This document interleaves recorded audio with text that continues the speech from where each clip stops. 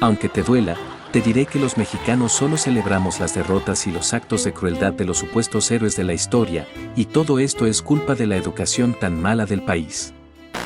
Nos han mentido una y otra vez, que damos por sentado lo que nos hacen repetir en las escuelas, debido a que el modelo de educación mexicana se basa en repetir lo que nos enseñan los maestros y no en la búsqueda de la verdad. Y pobre de ti si le llevas la contraria al profesor en turno. Es por esto que veamos las mentiras y verdades a medias sobre las guerras que nunca ganamos y aún así festejamos. La falsa victoria en la batalla de Puebla. Siempre me he preguntado por qué cada mes de mayo, las escuelas y el gobierno nos hacen escuchar la misma mentira donde el ejército mexicano derrotó a las tropas más poderosas del mundo lideradas por Napoleón III. Al final es muy sencillo mentir en un país donde la historia se enseña ideológicamente y en las aulas no se nos enseña a pensar sino a repetir. Es por eso que casi nadie se pregunta por qué si ganamos contra los franceses en la batalla de Puebla. La bandera de Francia seguía ondeando varios meses después en Palacio Nacional y México estaba sometido por el ejército de Napoleón. La respuesta es fácil, no hay nada que celebrar el 5 de mayo, en realidad nunca hubo una expulsión de los franceses. Desgraciadamente en este país la historia es reinventada para hacer héroes y villanos a conveniencia, la cual luego se imprime como verdad absoluta en los libros de texto con los que se adoctrina a la mayoría de los mexicanos. Es por eso que todos tenemos en la cabeza el supuesto triunfo del 5 de mayo y la falsa victoria contra el ejército napoleónico, pero lo que no te cuentan en la escuela es la historia completa. Todo empezó a finales de 1861, con los barcos de las tropas francesas, españolas y británicas llegando a Puerto Mexicano, debido a las deudas que el gobierno de Benito Juárez tenía con estos países, y las cuales se negaba a pagar. Se les debían alrededor de 70 millones de dólares de la época, por lo que las tres naciones formaron una alianza tripartita para forzar a México y a Juárez a liquidar la deuda.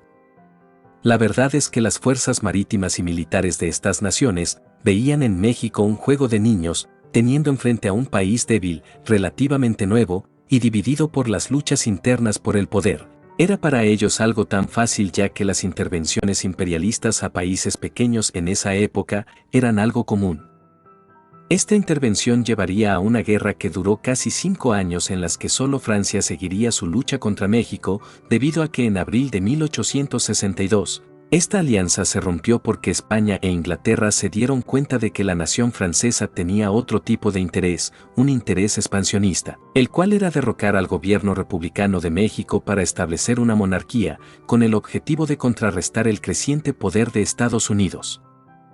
El gobierno mexicano, bien o mal, pudo lograr acuerdos con Inglaterra y España, estos tomaron sus navíos y se fueron, pero Napoleón III pensaba extender su imperio en el continente americano y tomó como excusa la deuda, por lo que las tropas francesas se quedaron en las costas mexicanas y a finales de abril se dio la orden para que Lorenzés, líder del ejército francés, se pusiera en marcha, junto con sus soldados, hacia Puebla, con el fin de apoderarse de la Ciudad de México.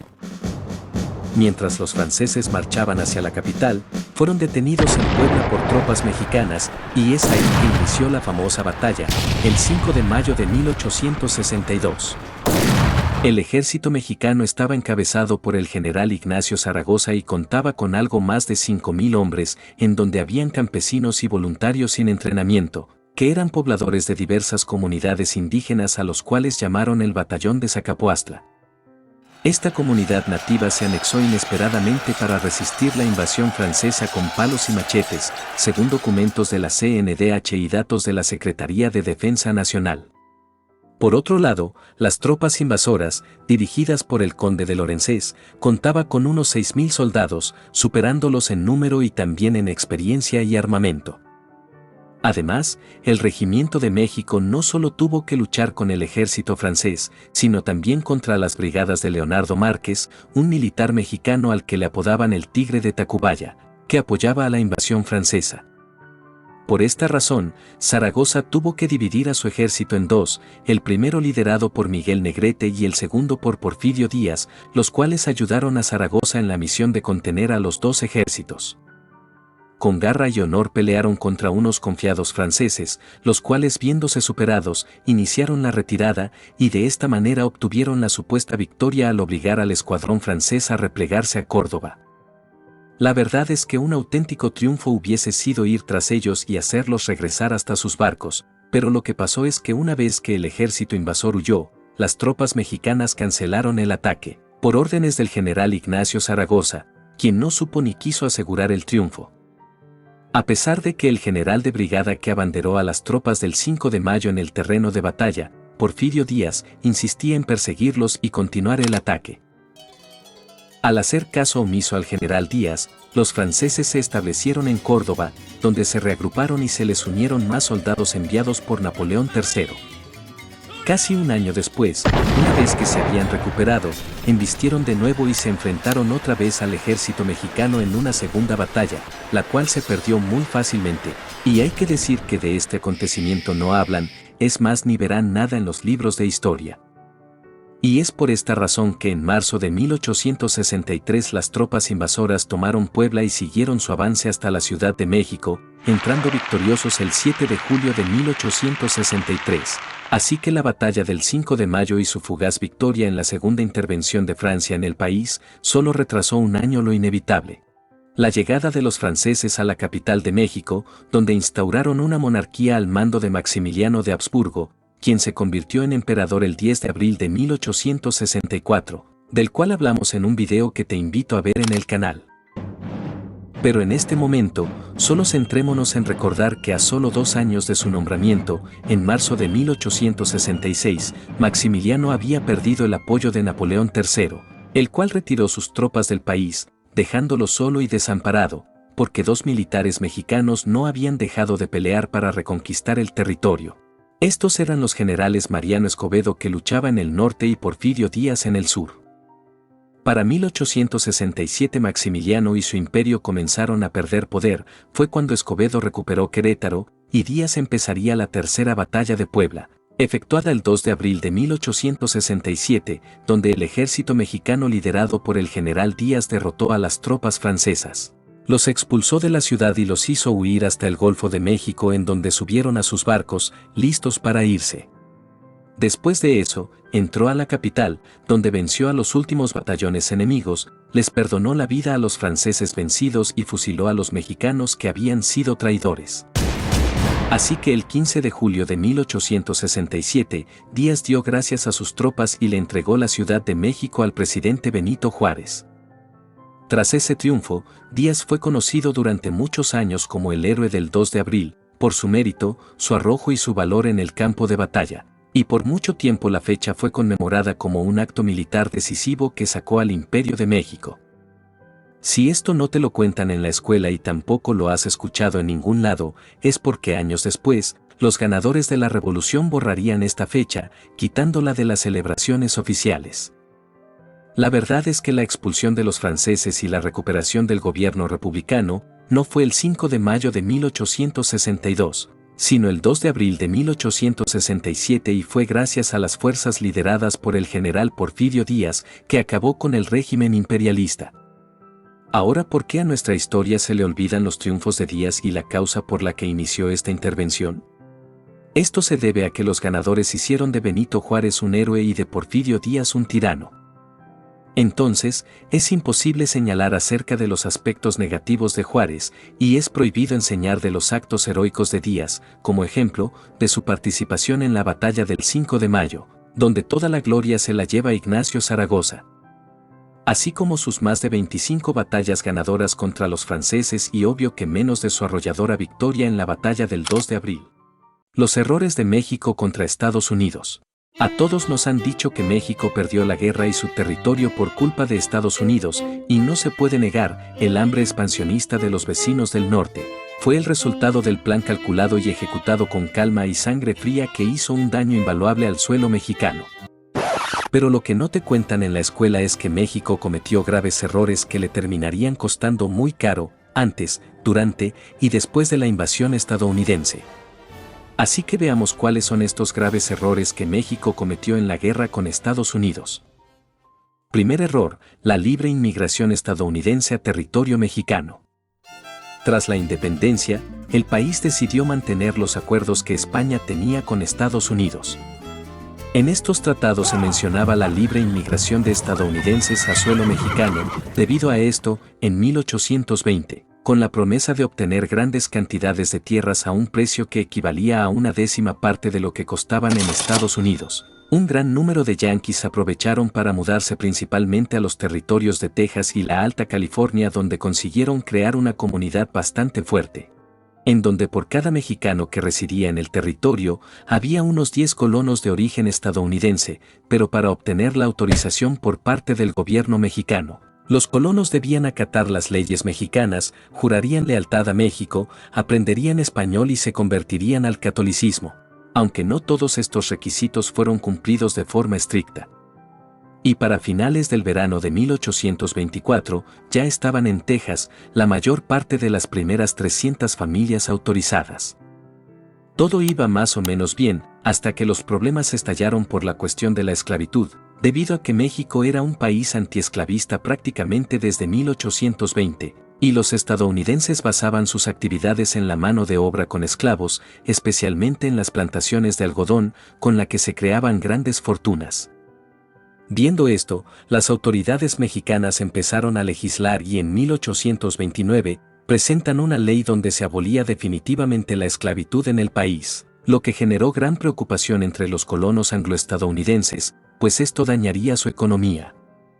Y aunque en un inicio hicieron tratos con el gobierno y lograron que esa ley no afectara en su territorio, duraría muy poco, por la pésima estabilidad política de México. Y las tensiones crecerían notablemente a partir de 1830, cuando se aprobó otra ley, en la que se prohibía la llegada de más inmigración a Texas.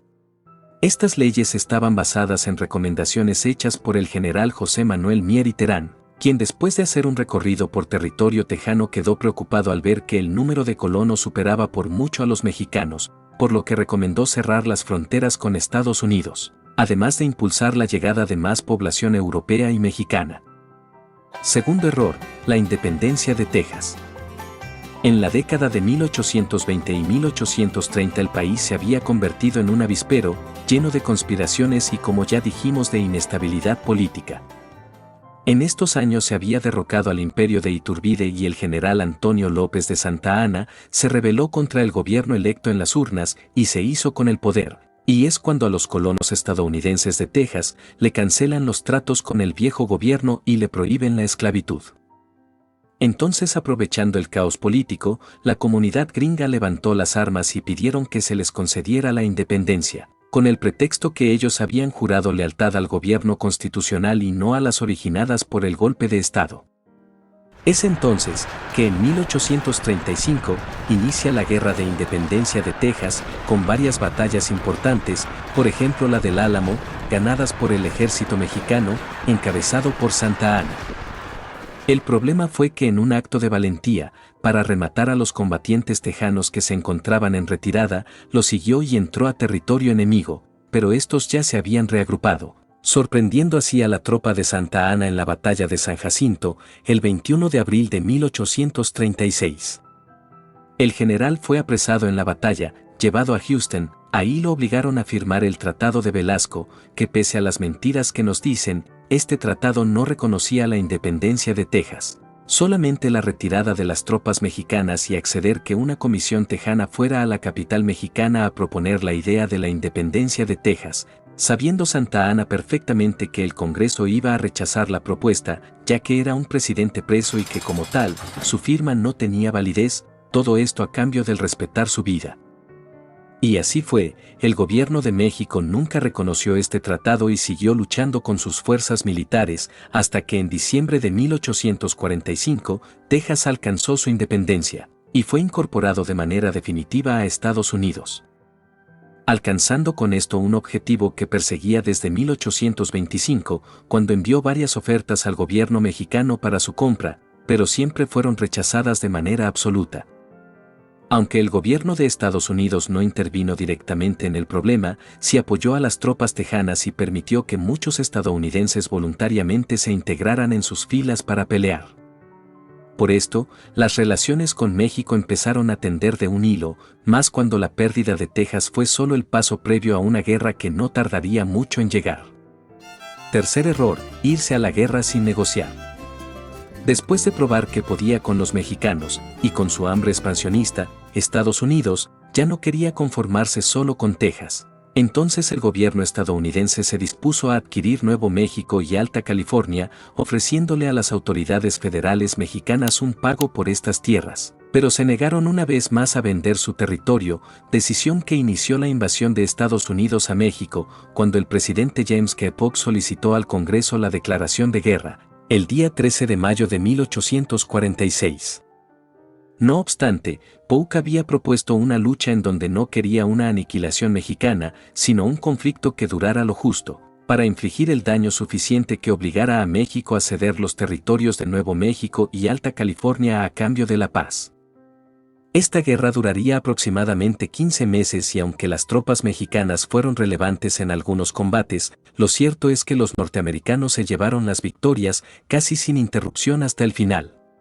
El desorden y la indisciplina fue tal, que las autoridades mexicanas tuvieron que llamar de nuevo al general Santa Anna, exiliado en Cuba desde la Guerra de Independencia de Texas, para dirigir las tropas, y aún castigado por su propio país, aceptó el cargo. El primer enfrentamiento sucedió el día 8 de mayo de 1846, cuando las fuerzas del general Taylor se enfrentó al general mexicano Mariano Arista en la batalla de Palo Alto. De ahí siguieron una serie de enfrentamientos, los cuales, aun poniendo fuerzas y honor, se acabaron perdiendo, como la batalla de Churubusco, la batalla de Cerro Gordo, el combate en Molino del Rey y la batalla de Chapultepec, el 13 de septiembre de 1847, que fue el último intento desesperado de Santa Anna de acabar con los estadounidenses. Al día siguiente, las tropas mexicanas encontrándose derrotadas abandonaron el lugar y ese mismo día el general de división Winfield Scott entraba triunfante a la capital de México. Una vez finalizadas las hostilidades, el ejército estadounidense ocupó el territorio hasta que las autoridades mexicanas, viéndose obligadas, firmaron la paz definitivamente. El general que luchó todas las batallas en nombre de su país, Antonio López de Santa Anna, abandonó México de nuevo y se fue para Guatemala. La invasión norteamericana se alargó hasta 1848, cuando el presidente en ese momento, Manuel de la Peña y Peña, firmó las condiciones para la paz, que fueron desafortunadas para el Estado mexicano, y todo ello se vio evidenciado en el Tratado Guadalupe Hidalgo, firmado el 25 de marzo de 1848. Dicho tratado obligaba al país a ceder los territorios de Alta California, Nuevo México y reconocer de una vez por todas a Texas como parte de Estados Unidos de manera definitiva. Y así fue como la República de México perdió aproximadamente un 55% de su territorio, determinando las fronteras que hasta hoy en día siguen vigentes. Hay que mencionar que Estados Unidos le pagó a México 15 millones de pesos, en consideración, por los territorios cedidos y acordó pagar las deudas que el gobierno mexicano le debía a ciudadanos estadounidenses. Ahora veamos el gran error de la historia. A través de los años se ha enseñado que Antonio López de Santa Anna vendió el territorio mexicano por intereses económicos, sin embargo, la historia ha estado mal contada. Este cuento le ha valido el odio de miles de mexicanos que reconocen la imagen de Antonio con la de un vendepatrias.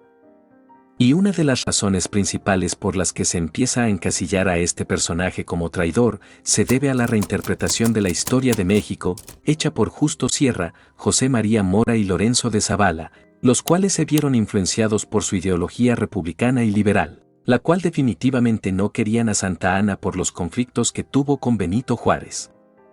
Igual, durante el sexenio de Adolfo López Mateos, se encargaron de actualizar los libros de historia que llegarían a las escuelas.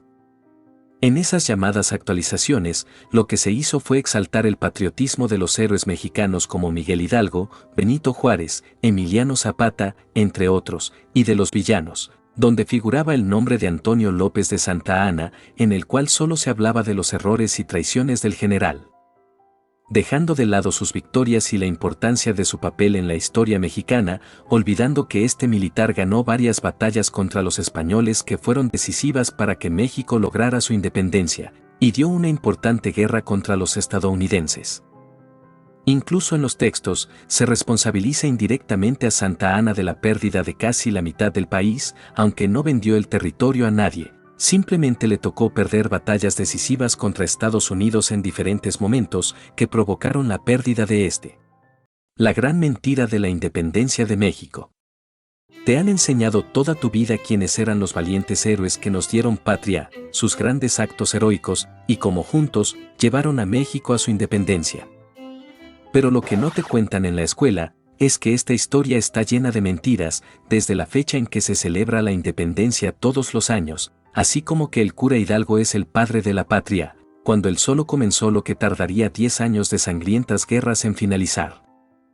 Que el Pípila fue alguien heroico cuando no hay ningún dato histórico de que haya existido, todo esto son fantasías que con los años, el gobierno en turno ha inventado para enaltecer a México y favorecer a su mandato.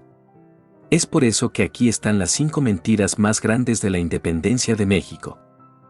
Se ha establecido que el grito de Dolores reproduce el llamado de armas del cura Miguel Hidalgo y Costilla en 1810, y los mexicanos dan por hecho que este acto histórico marcó el comienzo de la lucha por la independencia.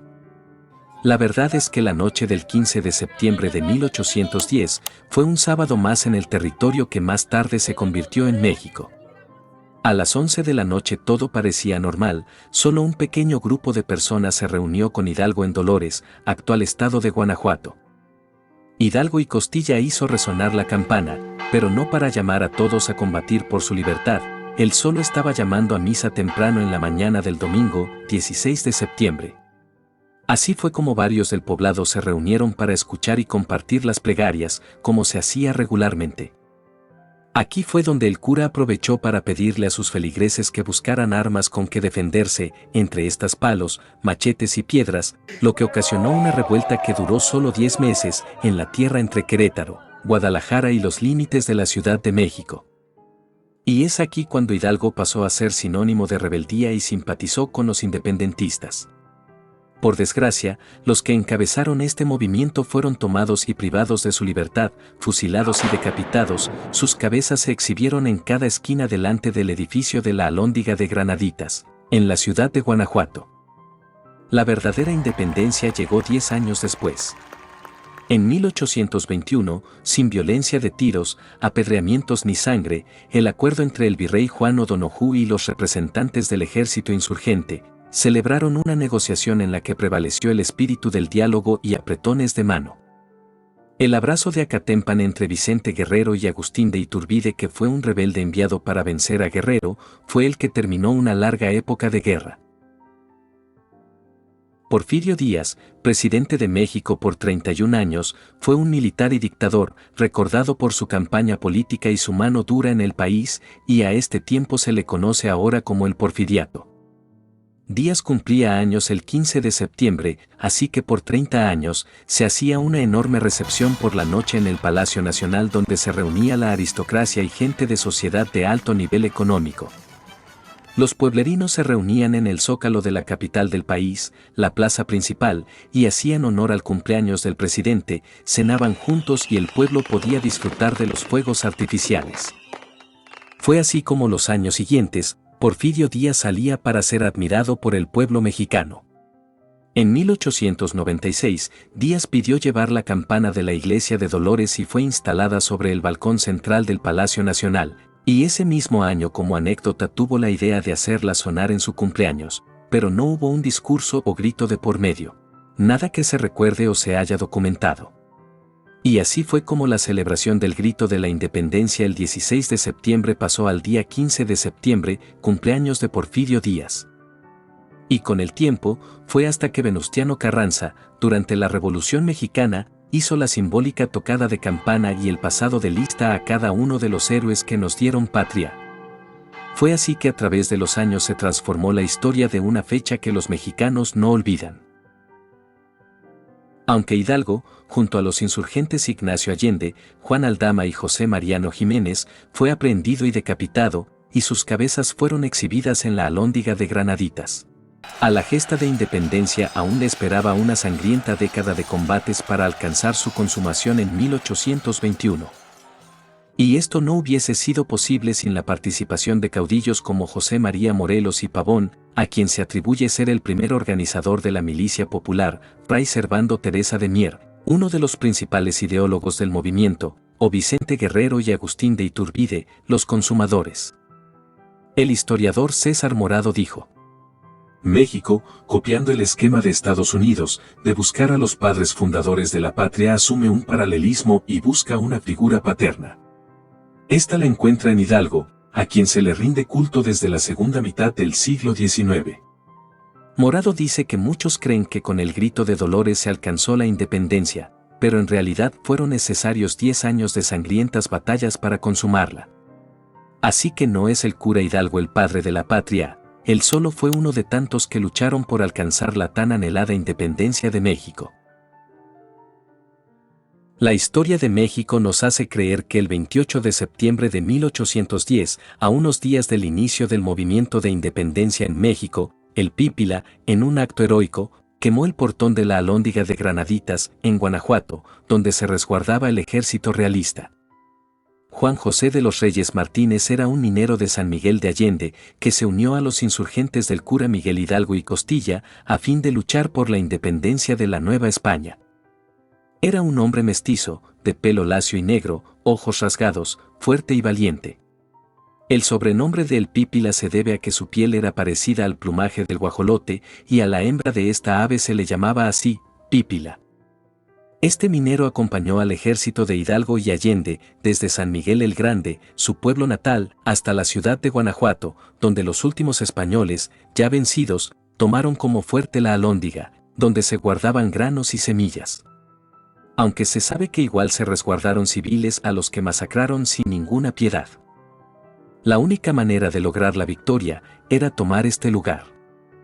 Los ataques que habían realizado para llegar a la Alhóndiga parecían inútiles, por lo que Miguel Hidalgo mencionó que la única manera de entrar ahí era quemando el portón principal y el Pípila fue el elegido para realizar dicha acción.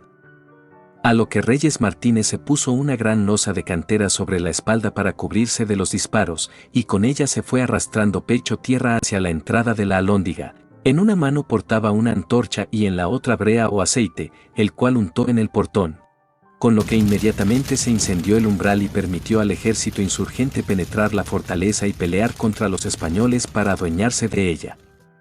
Sin embargo, el Pípila es un mito, ya que se ha demostrado que no hay pruebas, documentos o referencias que constaten su existencia, solo otro invento más del gobierno en turno de México.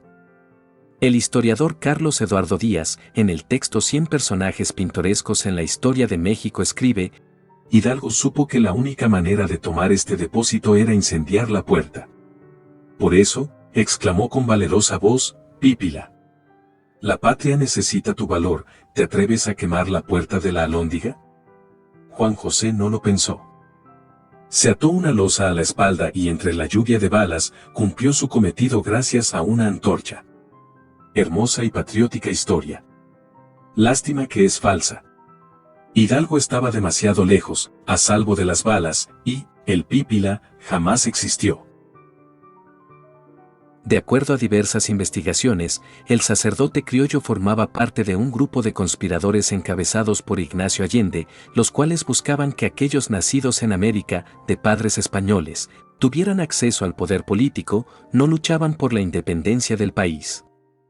Motivo por el cual, en el grito de la madrugada del 16 de septiembre, se lanzó un llamado a apoyar el regreso de la corona y destruir a la autoridad virreinal, mientras Europa se encontraba bajo el poder del ejército francés. No obstante, ese famoso grito que cada representante del poder ejecutivo replica en los balcones de los palacios o en las embajadas de México en el mundo, en realidad se ha ido adaptando a las circunstancias de cada época, especialmente porque no existe un registro de las palabras exactas que dijo Hidalgo. Con base en diferentes relatos de la época, se dio a conocer que existen distintas versiones de aquello que pudo haber entonado el cura desde el balcón de su parroquia. Lo anterior responde a que también se descubrió que el padre de la patria declamó diversas palabras en varios momentos del día, puesto que no fue solo un discurso a la población de Dolores, ya que buscaba convencer a la mayor cantidad de ciudadanos para que se unieran a su causa. Por ejemplo, en el libro de cuarto año de primaria de la Secretaría de Educación Pública se especificó que el grito de independencia fue de la siguiente manera: Mexicanos, viva México, viva la Virgen de Guadalupe, viva Fernando VII. Y muera el mal gobierno. mientras que en los relatos del obispo Manuel Abad y Queipo, quien excomulgó a Hidalgo y Costilla antes de cumplir la pena de muerte, se relató que las palabras que iniciaron la lucha de independencia fueron: Viva Nuestra Madre Santísima de Guadalupe, viva Fernando VII y muera el mal gobierno. En tanto, el fray Diego Bringas, quien formó parte del tribunal que condenó a muerte al padre de la patria en Chihuahua, señaló que las frases exactas fueron: Viva la América, viva Fernando VII, viva la religión y mueran los gachupines. Por último, el realista Lucas Alamán, que luego sería parte del grupo de los conservadores en el siglo XIX, redactó en sus memorias de la Guerra de Independencia que el grito de Dolores fue de la siguiente manera: Viva la religión, viva Nuestra Madre Santísima de Guadalupe, viva Fernando VII, viva la América y muera el mal gobierno. Muchos historiadores aseveran que es poco probable que alguna vez se conozca la realidad de lo que sucedió en la Intendencia de Dolores. Sin embargo, señalan al grito como una de las huellas más míticas de la fundación de la nación mexicana. Tanto así que se consolidó dentro del mito nacional por encima de la firma de la Carta de Independencia de la Corona Española. La crueldad de las guerras locales en México. No sé si el balazo venía de allá o venía de aquí, no me di cuenta, o de allá. El hecho es que aquí cayó, aquí.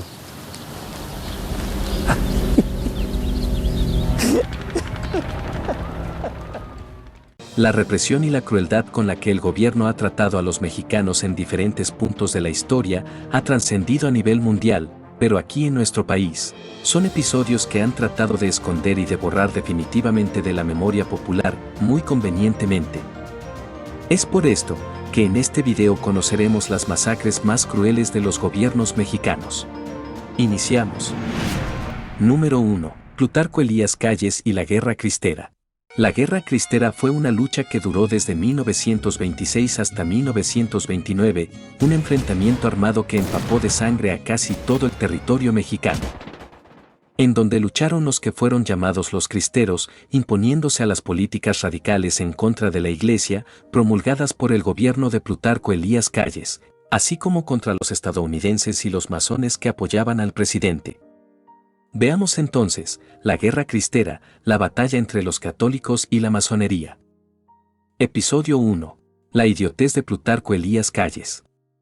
Con todo este apoyo y poder, Calles había impuesto estas leyes que coartaban la libertad de culto y por ende, la libertad de expresión, por lo cual inició este cruel episodio, donde no solo los cristeros sufrieron los horribles actos de guerra que dejarían marcada su vida para siempre, sino también militares y miles de inocentes que no tenían que ver con esta guerra, debido a que sus hogares fueron saqueados, sus mujeres sufrieron abusos y otros miles perdieron la vida.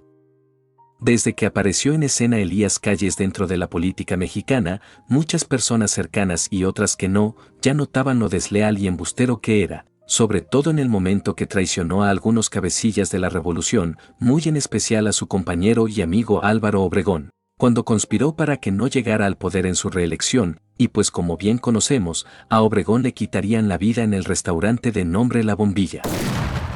Episodio 2. La masonería siempre metida. Todos sabemos de la persecución contra la Iglesia Católica y los frecuentes ataques contra los creyentes y su fe, pero tal hostigamiento no se podría entender sin el papel que ha jugado la masonería en todo este tiempo, proponiendo y apoyando al gobierno en turno en cualquier norma o ley anticatólica que haya sido aprobada en México.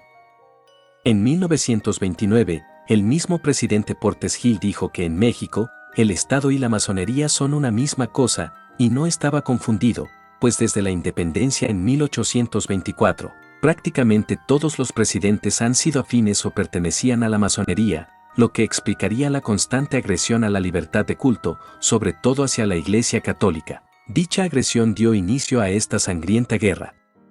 Episodio 3. El inicio de la Guerra Cristera. La cristiada, como también se le conoce, comenzó cuando Plutarco Elías Calles modificó el Código Penal de la Constitución de 1917, y el 21 de junio de 1926 instauró lo que al día de hoy se le conoce como la Ley Calles. Esta ley quería disminuir el número de sacerdotes, restringir la realización del culto religioso y reducir las libertades de los creyentes, además que prohibía las manifestaciones de fe fuera de los hogares, así como expropiar las propiedades y bienes de la Iglesia, es decir, su objetivo era desaparecer la fe cristiana del país. Pero con lo que no contaba Calles y su gabinete era con la fe y la valentía de todos los católicos, protestantes e incluso con aquellos no creyentes que estaban dispuestos a defender la manera de vivir, creer y pensar con libertad, sin miedo a levantarse en armas y si se necesitaba dar la vida. Para mis detractores, quiero dejar claro que no solo los cristeros fueron víctimas, aunque ellos no habían empezado esta guerra, también cometieron muchos actos sangrientos, pues al pelear contra los militares tampoco tenían ninguna piedad.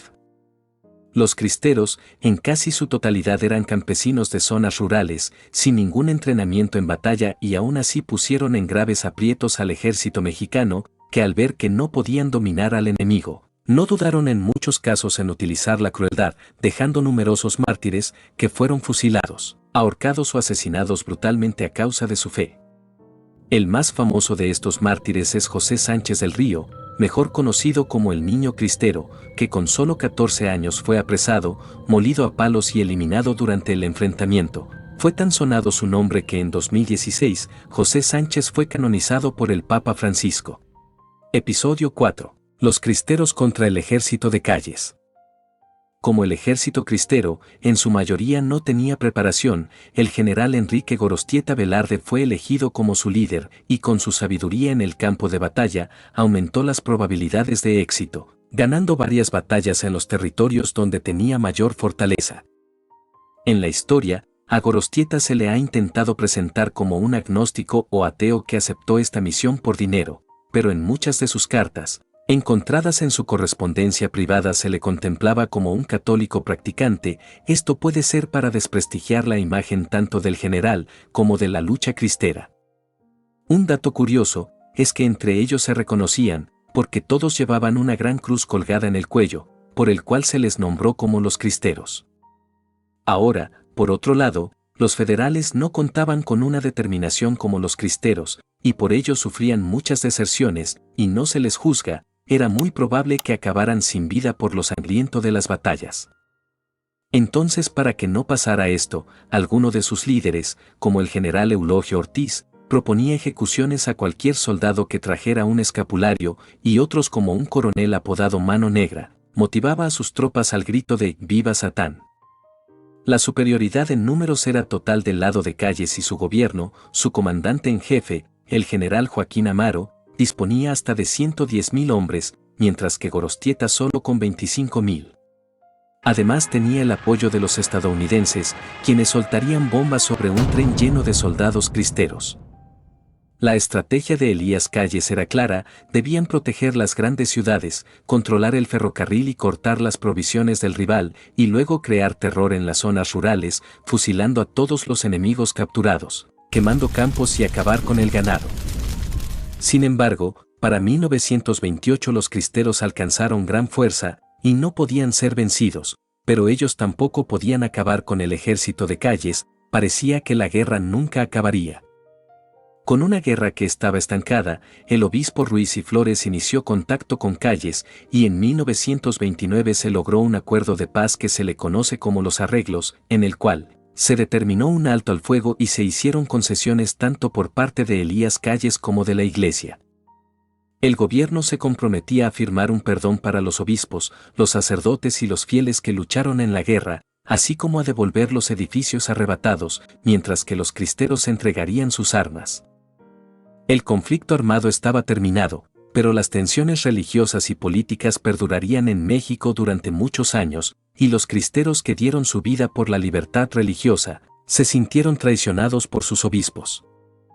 Al ser este un arreglo entre élites, los campesinos no quedaron conformes y nuevamente se levantaron en armas durante la llamada Segunda Cristiada, durante el gobierno de Lázaro Cárdenas, pues Calles, antes de terminar su mandato, había instaurado una educación socialista y Cárdenas lo siguió, por lo que no fue bien recibido por los creyentes y los eclesiásticos. Esta otra guerra se acabó cuando en 1940 el Estado cedió y permitió la libertad de culto, suspendió la educación con tintes socialistas y se volvieron a abrir las iglesias. Número 2. Gustavo Díaz Ordaz y la masacre de Tlatelolco. El movimiento estudiantil de 1968, que terminó en una masacre y es mejor conocido como la Matanza de Tlatelolco, se dio en la Plaza de las Tres Culturas, en Ciudad de México, donde perdieron la vida más de 300 personas y muchos de ellos eran jóvenes estudiantes. Este oscuro episodio de la historia del país, donde los gobernantes en turno no tuvieron ninguna piedad, lo han querido borrar y así se ha olvidado por el pueblo mexicano, ya que de acuerdo con la Comisión Nacional de Derechos Humanos es considerado uno de los delitos más brutales contra la humanidad. Es por eso que te invito a que descubramos de forma fácil y sin tanto ruedo, la matanza de Tlatelolco, una guerra que México borró de sus libros. Capítulo 1. El inicio del problema.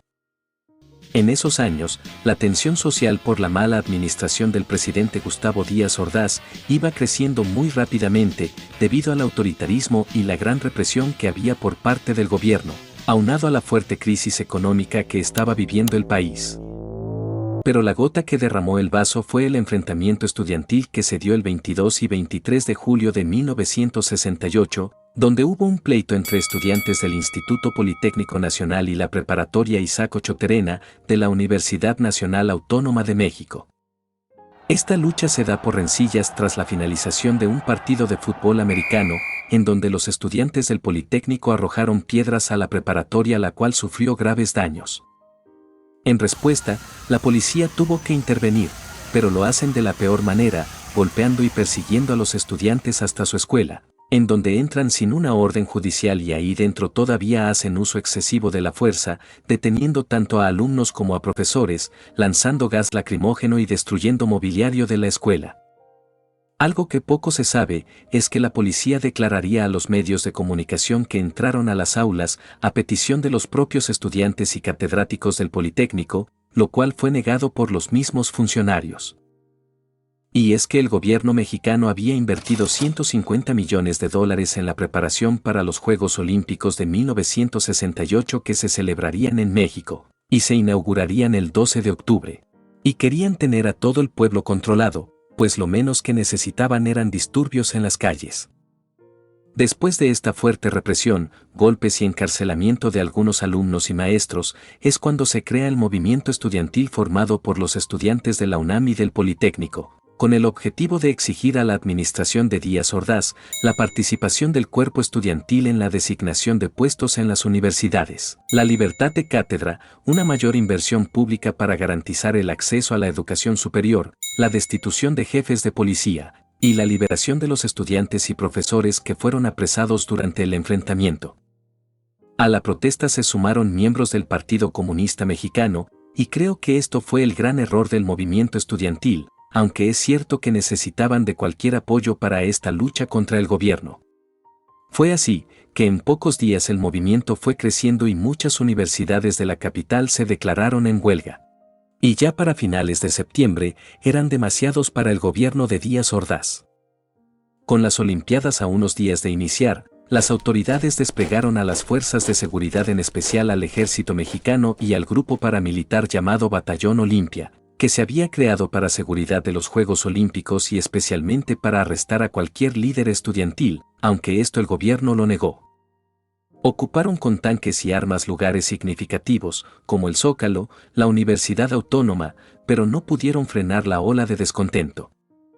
Capítulo 2. El día de la masacre. Así, llegó la fatídica fecha del 2 de octubre de 1968. Para ese día el Consejo Nacional de Huelga había convocado a una manifestación en la Plaza de las Tres Culturas en Tlatelolco, con el fin de brindar un reconocimiento a las cuadrillas por su trabajo en la acción, dar a conocer que una marcha del silencio que se haría después ya no se llevaría a cabo porque estaba tensa la cosa, con muchos militares y tanques en las calles, así como informar otros temas de interés para el movimiento estudiantil.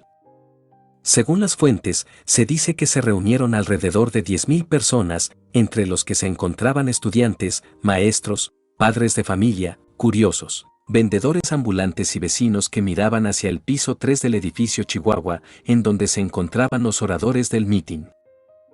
Todo transcurría tranquilo, cuando de repente, 2 helicópteros que pertenecían a la policía y al ejército volaron sobre la plaza arrojando bengalas, y fue cuando más de 5.000 soldados, 200 tanques y camiones militares rodearon la plaza. Inmediatamente se empezaron a oír disparos y se vio avanzar hacia los manifestantes a un batallón militar con bayoneta calada. A pesar de los esfuerzos de los líderes del Consejo Nacional de Huelga por restablecer el orden, la multitud inmediatamente cayó en el caos. Un punto importante es que la cuestión de quién disparó primero permaneció durante años sin resolver después de la masacre. Los estudiantes afirmaron que los disparos venían desde los balcones de la plaza, donde se encontraban las posiciones militares, y las fuerzas del orden afirmaron que todo inició con un tiroteo entre los mismos manifestantes, y que cuando entraron a calmar e imponer el orden también se les disparó. Poco después, el Batallón Olimpia, que era integrada por soldados, oficiales de policía y agentes federales, recibió la orden de apresar a los líderes del CNH y fue cuando entraron en acción. Los miembros de este ejército paramilitar llevaban guantes blancos o pañuelos blancos atados a la mano izquierda para no confundirse con los civiles y así no ser disparados por los soldados. El capitán Ernesto Morales Soto, militar comisionado al Batallón Olimpia, declaró que las órdenes eran que inmediatamente después de ver una bengala en el cielo, la cual era la señal preestablecida, debían sellar las entradas para impedir que cualquiera entrara o saliera. Hay muchos testigos que dicen que los del guante blanco fueron los primeros en detonar sus armas de fuego en contra de los civiles y soldados, y estos últimos confundidos respondieron disparando contra los edificios cercanos y contra la multitud, baleando no solo a los manifestantes, sino también a los curiosos y personas que pasaban por ahí, incluidos niños y periodistas. La evidencia en video también señala que al menos 2 compañías de dicho batallón se escondieron en los edificios de apartamentos cercanos y colocaron una ametralladora en un apartamento en el edificio Molino del Rey, donde convenientemente una cuñada del entonces secretario de Estado y después presidente Luis Echeverría Álvarez era dueña. La cruel masacre duró toda la noche. Los soldados y policías registraban departamento por departamento en todos los edificios de la plaza, cortaron la electricidad y deshabilitaron los teléfonos. Las fuerzas reunieron a los estudiantes en las paredes de los elevadores del edificio Chihuahua, los desnudaron y los golpearon. Algunos testigos del despiadado suceso afirman que los cuerpos sin vida fueron primero retirados en ambulancias y más tarde los militares los amontonaron en camiones militares. Aunque algunos dicen que los cuerpos fueron puestos en camiones de basura y enviados a destinos que se desconocen. Hay testigos que aseguran que en los días siguientes, los miembros del Batallón Olimpia se disfrazarían de empleados de servicios de luz o teléfono para inspeccionar las casas en busca de estudiantes. Al final hubieron más de 300 muertos, cientos de heridos, incluidos niños e inocentes y miles de personas arrestadas. Capítulo 3. Las mentiras del gobierno. Asimismo, investigaciones posteriores por parte de la Fiscalía Mexicana sobre estos enfrentamientos establecieron que fueron provocados intencionalmente por agrupaciones que nada tenían que ver con los estudiantes, esto por intereses políticos para trastornar la paz. Los hechos oficiales del gobierno sobre el terrible incidente fue que habían personas armadas entre los manifestantes, los cuales eran provocadores, encontrándose ubicados en los edificios con vista a la multitud. Y ellos habían iniciado el tiroteo, a lo cual, francotiradores y las fuerzas de seguridad solo habían devuelto los disparos en defensa propia. Al siguiente día, la prensa informó que entre 22 y 28 personas murieron, algunas resultaron heridas y otras más fueron arrestadas. Los medios de comunicación, que eran controlados por el gobierno, respaldaron que los estudiantes fueron los que provocaron que el ejército con sus francotiradores dispararan desde los bloques de apartamentos que rodeaban la plaza. Además, las autoridades mexicanas culparon al escritor José Revueltas de ser el que ideó el movimiento, por lo que comenzó su persecución y al final fue condenado a 16 años de prisión en Lecumberri, pero fue liberado bajo palabra después de 2 años de encierro, ya que no habían pruebas ni fundamentos. Así se las gastaba el gobierno en ese tiempo. En 1998, para quedar bien con los votantes, Ernesto Zedillo, presidente de México en ese momento, autorizó una investigación sobre los hechos del 2 de octubre, ya que se celebraba el 30 aniversario de esa cruel masacre. Sin embargo, el gobierno priista continuó sin liberar los documentos oficiales relacionados con la matanza de Tlatelolco. Y fue 3 años después, según algunos medios, con Vicente Fox en el poder, que una investigación en 2001 reveló documentos y fotografías que mostraban que los francotiradores eran miembros de la Guardia Presidencial, quienes habían recibido instrucciones de disparar contra los militares para provocarlos. De igual manera, en 2002, el presidente Fox nombró a Ignacio Carrillo Prieto como titular de la Fiscalía Especial para Movimientos Sociales y Políticos del Pasado, para procesar a los responsables de ordenar la masacre, y fue en 2006 que el expresidente Echeverría Álvarez fue arrestado por cargos de genocidio. Pero en marzo de 2009, después de un difícil proceso de apelación, los cargos fueron desestimados. A pesar de haber perdido, el fiscal Carrillo Prieto dijo que seguiría su investigación, buscando cargos contra Echeverría Álvarez ante la Comisión Interamericana de Derechos Humanos y la Corte Internacional de Justicia. Pero como este atroz episodio pasó en el México lindo y querido, Echeverría al final nunca pisó una cárcel, muriendo en 2022. Número 3. Los 10 años de la Revolución Mexicana. Cuando México se encontraba en los ojos del mundo, en una de las mejores etapas antes vista en su historia, llegó la Revolución Mexicana, una lucha alargada que hizo retroceder en todos los aspectos al país, y por esto, su supuesta historia oficial, está plagada de mentiras que son contadas en las escuelas a millones de mexicanos, generación tras generación, por casi más de un siglo. El día de hoy, esas mentiras ya han sido aclaradas, pero la indiferencia y el desconocimiento hacen que muchas personas aún se las crean. La verdad es que la Revolución Mexicana, de haber iniciado como una lucha contra el porfiriato, se convirtió en una guerra civil, donde los únicos intereses que importaban eran los de aquellos que luchaban por el poder.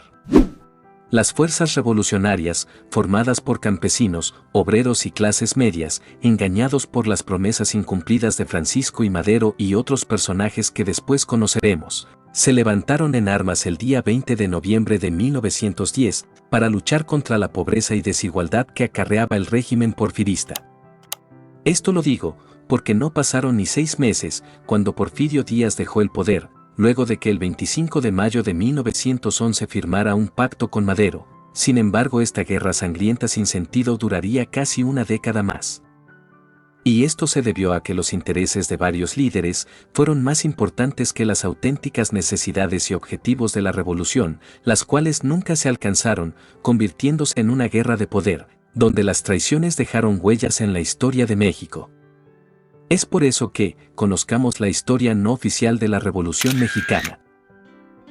Ya con Francisco I. Madero, como presidente, empezaron los primeros disgustos con otros líderes, pero sobre todo con Emiliano Zapata, que pronto descubrió que el nuevo dirigente, un hacendado de clase alta, el cual los campesinos no eran su prioridad, estaba mucho más interesado en restablecer los procesos democráticos que en llevar a cabo la reforma agraria, plasmada en el Plan de Ayala, que era un acuerdo que permitía a los zapatistas tomar las armas para que sin medidas y con el uso de violencia que quisieran usar, quitaran las propiedades a los hacendados y devolvérselas a los campesinos. Es decir, las promesas que Madero hizo al pueblo nunca las cumplió, y Emiliano rompió relación con él definitivamente. Pero Zapata no era el único que estaba en contra de su gobierno. En el poco tiempo que estuvo en el poder, repartió cargos importantes a familiares cercanos, los cuales no hacían un buen trabajo y se descubrió su afición por el espiritismo, por lo cual los medios lo acusaron de nepotismo y lo tachaban de loco. Por lo que en 1913, Félix Díaz, Bernardo Reyes y principalmente Victoriano Huerta, quien era un hombre de confianza de Madero, lo traicionarían, ideando un plan para derrocarlo.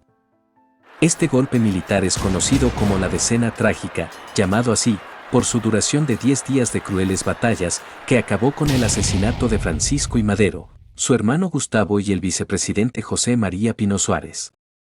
Así, Huerta quedó al mando del país. No llevaban ni 2 años del triunfo para derrocar a Porfirio Díaz, y ya había un ambiente de enemistad, traiciones y un presidente muerto. Hasta aquí, a México y sus habitantes, les iba cada vez peor, y hay que decir que, a los millones de mexicanos que no querían ni participaron en la supuesta revolución, se los llevaron entre las patas. Porfirio Díaz dijo alguna vez, pobre México, tan lejos de Dios y tan cerca de los Estados Unidos, y es bien conocido que a Benito Juárez lo respaldó el gobierno americano con armamento, para expulsar al gobierno de Maximiliano de Habsburgo. Digo esto, porque con la llegada de Francisco I. Madero a la presidencia, el embajador de Estados Unidos en México, Henry Lane Wilson, simpatizó al inicio con esta nueva administración, pero rápidamente entró en conflicto con ella, por lo que el gobierno estadounidense lo vio como un riesgo para sus intereses, y se unió a la conspiración de Victoriano Huerta para derrocarlo.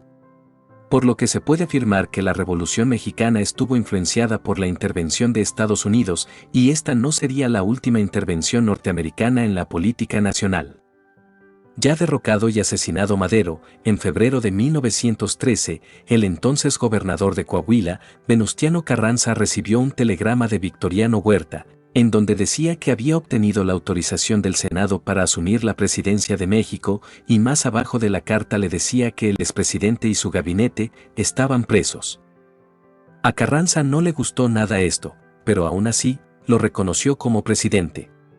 Sin embargo, algunos días después, salió a la luz la noticia de los asesinatos de Madero y de Pino Suárez, los cuales indignaron mucho al país, lo que desató que varios, incluidos Pancho Villa, Carranza, Álvaro Obregón, Plutarco Elías Calles y hasta el mismo Emiliano Zapata se rebelaran contra Huerta, a quien rápidamente le apodaron el usurpador. El mando de Victoriano Huerta estuvo lleno de intrigas, conspiraciones, acusado de corrupción y autoritarismo que hicieron que su gobierno fuera poco o nada aceptado desde el inicio. Además, la pésima política exterior contribuyó a su caída, debido a que fue mal visto por varios países extranjeros, en especial por Estados Unidos, cuando se enteraron del pacto con el embajador Lane, lo que resultó en un distanciamiento diplomático que debilitó aún más la posición de Huerta. Fue presionado tanto interna como externamente, lo que finalmente llevó a su renuncia y a su exilio, reconociendo su gobierno como uno de los más sangrientos de la historia. En este punto, podemos ver que ya se había perdido las relaciones comerciales y de amistad con los países extranjeros, así como su inversión. La revolución no estaba ayudando en nada al pueblo. En agosto de 1914, Venustiano Carranza entró victorioso a la Ciudad de México, fue nombrado como el líder del Ejecutivo, pero su autoridad no fue aceptada por Pancho Villa y Emiliano Zapata. Entonces, en un intento para solucionar dichos problemas, hizo una reunión con ellos, pero resultó peor de lo que se esperaba y terminaron con diferencias irreconciliables entre los dos bandos, ya que los revolucionarios se negaron a disolver sus ejércitos y a reconocer la autoridad de Carranza. Venustiano, para evitar problemas, se retiró a Veracruz, en donde estableció su propio gobierno, donde nombró al general Álvaro Obregón, comandante del Ejército de Operaciones. Durante 1914 y 1915, el gobierno de Carranza se puso a trabajar y el país, por primera vez, después de casi 4 años, parecía que empezaba a avanzar. Pero se suscitó un problema más, y es que al irse Carranza a Veracruz, dejó el camino libre a Villa y a Zapata, quienes ingresaron a la Ciudad de México e hicieron lo que quisieron. En su locura nombraron presidente a Eulalio Gutiérrez y después a Roque González Garza, por lo que Carranza se enteró, y entre abril y junio de 1915, iniciaron unas luchas armadas entre las tropas carrancistas y los revolucionarios, en las cuales salió victorioso el ejército de Álvaro Obregón, obligándolos a abandonar la capital y permitiendo a Carranza regresar a la Ciudad de México. Esto lo cambió todo, ya que en octubre de 1916 se convocó a un Congreso Constituyente, el cual reformó y aprobó la Constitución Política de los Estados Unidos Mexicanos de 1857. Después de esto, fueron celebradas nuevas elecciones y como resultado, Venustiano Carranza fue electo presidente constitucional de la República, tomando protesta en diciembre de 1917.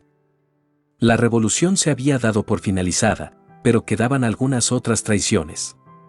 Un dato importante es que durante el régimen de Carranza, se dio muerte a Emiliano Zapata en 1919. Se había planeado una reunión con el coronel Jesús Guajardo y Zapata, a quien le hacía creer que había traicionado a Venustiano Carranza. Entonces el caudillo del sur, confiado, llegó a caballo acompañado de pocos hombres a la supuesta reunión, donde fue recibido por la gente de Guajardo, quienes tenían instrucciones de abrir fuego contra él, dando muerte al revolucionario y su comitiva. Todo pintaba bien, su gobierno trató de pacificar al país, se reactivó la economía y comenzó el reparto agrario prometido desde el inicio de la revolución.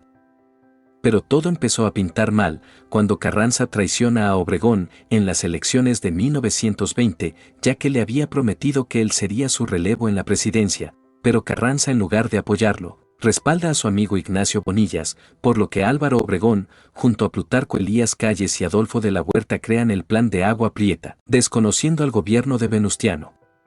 Carranza, por miedo, quiere volver a trasladarse a Veracruz, pero esta vez fue emboscado en Tlaxcalantongo, Puebla, y asesinado por las fuerzas del general Rodolfo Herrero Hernández. Tras la muerte de Carranza, se realizan las elecciones y Álvaro Obregón sale electo presidente. La Revolución Mexicana no fue más que un movimiento violento, que se estima dejó entre 1.5 y 3.5 millones de muertos, que despedazó al país, tirando abajo todo lo que había dejado Porfirio Díaz. La bendita revolución no sirvió para nada al pueblo mexicano, después de más de 100 años sigue imperando la desigualdad y la pobreza, y la casta política sigue llenando sus bolsillos. El sufragio efectivo y la no reelección que proclamara Madero y que dio inicio a este sangriento episodio, ha sido solo una ilusión, porque el día de hoy los partidos políticos reciben enormes presupuestos, los cuales paga la gente trabajadora mediante impuestos, además que se financian de grupos criminales para ganar, y las elecciones en México se han convertido en procesos muy costosos para el país. Número 4. Benito Juárez y la Guerra de Reforma. Después de la independencia, uno de los episodios más sangrientos de la historia de México fue la Guerra de Reforma, un conflicto que inició Juárez y colaboradores, en donde se perdieron aproximadamente 8.000 vidas, aunque algunos dicen que fueron casi 200.000. Estas cifras muy disparejas se deben a que esta guerra ha sido casi borrada de los libros y de la historia nacional. A este capítulo también se le conoce como la Guerra de los 3 años, y fue una guerra civil que se dio entre los dos partidos más importantes del país, que eran los liberales, liderados por el Benemérito, y los conservadores, con Félix Zuloaga a la cabeza, la cual inició cuando los conservadores se opusieron a la Constitución de 1857 y a las leyes de reforma, que buscaban anular cualquier privilegio de la Iglesia y de los nobles, durando desde marzo de 1858 hasta diciembre de 1860. La verdad es que Benito Juárez y los liberales sabían que con este duro golpe se deshacían de sus rivales. Era solo una estrategia política y nada tenía que ver con ayudar y proteger los derechos de los ciudadanos y mil cosas que nos han querido hacer creer. Es por esto que me metí a investigar para contarles de forma clara y sencilla la realidad de la Guerra de Reforma. Comencemos. Capítulo 1. El origen del conflicto. La Guerra de Reforma podemos decir que empezó a hilarse al final de la intervención de Estados Unidos en 1848, cuando las tropas estadounidenses derrotaron al ejército mexicano, y esto significó la pérdida de casi el 50% del territorio. Esto produjo gran malestar y la atmósfera política comenzó a tensarse en el país. Y para rematar, Antonio López de Santa Anna, en su último periodo como presidente, entre 1853 y 1854, ya entrado en años, comenzó a gobernar de forma abusiva y caprichosa. Fue aquí, cuando el 1 de marzo de 1854, el general Florencio Villarreal, quien era liberal, dio inicio a la conocida Revolución de Ayutla, con la cual pretendía expulsar al dictador. El inicio de la revolución provocó en México una guerra civil, y después de varios combates, Villarreal salió victorioso, sustituyendo como presidente a Santa Anna por Juan Álvarez, un militar quien durante la Revolución de Ayutla fue un gran líder para los liberales. Juan Álvarez duró poco más de 2 meses y dejó paso a Ignacio Comonfort, quien se mantuvo en el poder desde diciembre de 1855 a enero de 1858. Fue en estos 2 periodos presidenciales que inicia el problema, debido que, durante los mandatos de Juan Álvarez e Ignacio Comonfort nacen las leyes de reforma, que serían principalmente las causantes de la Guerra de 3 años. Ya que pretendían acabar con los privilegios del gran símbolo que era en ese momento la Iglesia Católica en el país, sumando la expropiación de sus propiedades y las tierras comunales. Claro que, como era de esperarse, con esta declaración de propósitos en su contra, la Iglesia no se quedó quieta y comenzó levantamientos contra el nuevo gobierno, llegando a ofrecer dinero a la gente que peleara a su favor, algo que confesó el mismo Pelagio Antonio de la Bastida, quien fue arzobispo de México. Capítulo 2. La Constitución de 1857. Además de las leyes de reforma, durante el gobierno de Comonfort, el 5 de febrero de 1857 se crea una nueva constitución, la cual era de un corte liberal radical y desde el inicio atrajo problemas, en especial con la Iglesia que se opuso, debido a que el documento puso fin a muchos de sus privilegios, como la eliminación del fuero y la administración de bienes raíces y cortar todos sus poderes económicos y políticos. Además, esta Carta Magna cambiaba a México de una república centralista a una república federativa, dividida en 23 estados al estilo de Estados Unidos, a lo que se opusieron los conservadores. En ese mismo año se convocó de nuevo a elecciones y el 1 de diciembre Ignacio Comonfort resultó ganador nuevamente como presidente, mientras que Benito Juárez sería ministro de la Suprema Corte de Justicia. A Comonfort no le parecía muy bien lo descrito en la nueva Constitución, por lo que renunció a su cargo, declarando que la Constitución era demasiado radical y que sería muy difícil gobernar el país con su aplicación. Ignacio Comonfort fue en contra de su propio partido, contactando con los cabecillas del Partido Conservador para crear un nuevo Congreso y redactar otra Carta Magna, y a este movimiento se le conoce como el Plan de Tacubaya. Se invitó a Benito Juárez a formar parte de este comité, a lo que se negó y por ello fue encarcelado. Entre los pleitos de los liberales, los conservadores aprovecharon y eligieron provisionalmente al general Félix Zuloaga como presidente. Comonfort, al ver esto, intentó retroceder con su plan, pero su partido le retiró el apoyo, pero antes de que lo hicieran completamente a un lado, logró poner en libertad a Juárez, quien se fue a Guanajuato y creó otro gobierno el día 18 de enero de 1858. Capítulo 3. El inicio de la guerra. Ahora habían dos fuerzas políticas con ideologías y objetivos completamente diferentes, por lo que en México explotó una guerra civil más, por una parte los liberales encabezados por Benito Juárez, y con su gobierno instalado en Veracruz, después de irse de Guanajuato, y del otro lado los conservadores, dirigidos por el general Félix Zuloaga, con su sede en la Ciudad de México y con el apoyo social y sobre todo económico de la Iglesia Católica. Los conservadores, además de la ayuda del clero, tenían el apoyo de una parte del Ejército Nacional, tenían todas las de ganar, pero no lograron vencer a los liberales de modo definitivo en las primeras batallas de la Guerra de Reforma, por lo que Juárez y su gente pudieron recuperarse de estas derrotas. Aparte, el ejército conservador empezó a tener problemas desde adentro, en las que se despidió a los jefes que estaban a favor de la Constitución y se incorporaron a sus filas los oficiales que eran más conservadores, pero menos profesionales. El ejército conservador llegó a tener cerca de 22.000 hombres divididos en infantería y caballería. Por su parte, el ejército liberal estaba conformado casi en su totalidad por la Guardia Nacional, creada en 1846, para mantener la obediencia y conservar o restablecer el orden y la tranquilidad. Con la suerte de que los conservadores no supieron terminar desde el principio con ellos, el ya gastado ejército liberal logró hacer campañas de reclutamiento entre las poblaciones que fueron muy eficientes. Por otra parte, los líderes del ejército liberal también fueron aprendiendo y mejorando durante los años, entre los que destacaban Santiago Vidaurri y Santos Degollado. Pero lo que en verdad favoreció a Juárez para ganar fue la ayuda que pidió a Estados Unidos en 1859. El gobierno liberal rogó a la Marina estadounidense que los apoyara, alegando un antiguo tratado de mutua cooperación para combatir la piratería. Dicho tratado no encontré. Pero lo que sí encontré fue el documento que ese mismo año los liberales negociaron con el país vecino del norte. Como algunos saben, es el Tratado Maclane-Ocampo, en donde Benito Juárez manda a Melchor Ocampo a cederle un derecho de tránsito a perpetuidad por el istmo de Tehuantepec a los norteamericanos, a cambio de una alianza militar defensiva y ofensiva entre los dos países. Sin embargo, este tratado no entró en vigor, gracias a que Estados Unidos entra en la Guerra de Secesión. Es aquí que el ejército liberal empieza a igualarse y sobrepasar poco a poco a las tropas conservadoras.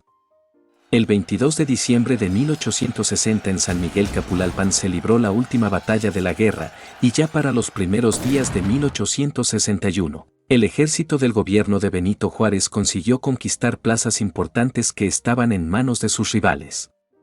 Y fue el 11 de enero de 1861 que Juárez hizo su entrada triunfal en la capital mexicana e inmediatamente organizó un nuevo gabinete, llamó a elecciones y se convirtió en el presidente del país. Los militares que habían formado parte del ejército conservador fueron dados de baja permanentemente. Durante este periodo se dieron muchas batallas muy duras y continuamente, las que dejaban algo más de 600 muertos en cada una de ellas, siendo una de las guerras más sangrientas en la historia de México. Capítulo 4. Las consecuencias de la guerra. Aparte de los miles de hombres que perdieron la vida, una de las principales consecuencias de la guerra de reforma fue que el país se debilitó enormemente en lo político, lo económico y en lo militar, dejando sus fronteras muy indefensas. Y lo peor es cuando Benito Juárez suspende los pagos de la deuda externa que tenía el país con los gobiernos de Francia, España y el Reino Unido, a lo que la respuesta de estas tres potencias fue anunciar un plan para invadir a México, por lo que enviaron sus regimientos a Veracruz en 1862. Hubo negociaciones, dejando claro que se empezaría a pagar de nuevo, cuando el país estuviera en una mejor situación económica, y así convencieron a España y el Reino Unido de retirar sus tropas. Pero Francia tenía otro objetivo, y era la colonización de México, apoyado por el grupo conservador mexicano más radical. Y fue de esta manera que comenzó la segunda intervención francesa en la nación. Como dijimos anteriormente, el país estaba militarmente debilitado, y como consecuencia, después de algunas batallas, Francia se levantó con la victoria y en 1864 tomó el poder el gobierno de Maximiliano de Habsburgo, a lo que se le conoció como el Segundo Imperio Mexicano. Para 1867, cuando es traicionado por Francia y le quitan todo su apoyo, el Segundo Imperio fue derrotado, expulsando al ejército francés el 2 de abril de ese año. Y Maximiliano es fusilado por órdenes del Benemérito. La República fue restaurada y gobernada nuevamente por Juárez, que desde ese momento nunca se fue del poder hasta su muerte, siendo el único presidente que ha fallecido en Palacio Nacional. Esto fue lo que no te cuentan en la escuela.